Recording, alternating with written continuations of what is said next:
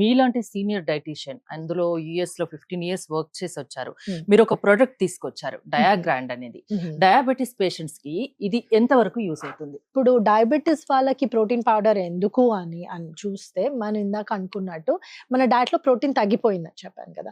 And అదేమవుతుంది అంటే మనం food sources నుంచి ఇనఫ్ తీసుకోలేకపోతున్నాం.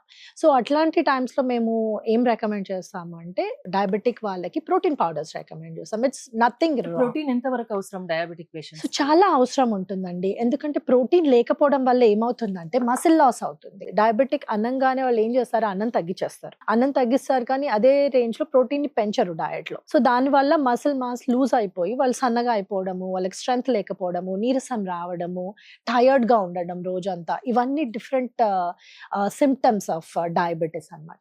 అవన్నీ అడ్రస్ చేయడానికి ఇట్లాంటి protein powders are very helpful అండి. షుగర్ లెవెల్స్ కంట్రోల్ లోకి వస్తాయా ఇది తాగడం వల్ల? డెఫినెట్ గా వస్తాయి. ఎందుకంటే when you're taking enough protein మీకు ఆకలి అంతగా ఉండదు. You won't eat as much as you eat when you are not on a protein supplement. Protein ఉండడం వల్ల ఈ షుగర్స్ ఏవైతే బ్లడ్ లోకి రిలీజ్ అవుతాయో అవి స్లో డౌన్ అయిపోతుంది. సో మీకు జనరల్ గా ఏమవుతుందంటే డయాబెటిక్స్ కి అన్నం తినంగానే ఫుల్ షుగర్ స్పైక్ అయిపోతుంది. అట్లాంటి స్పైక్స్ దీంతో కనిపించవు. విచ్ మీన్స్ మీ బాడీలో షుగర్ రెగ్యులేషన్ బెటర్ గా అవుతుంది అనమాట.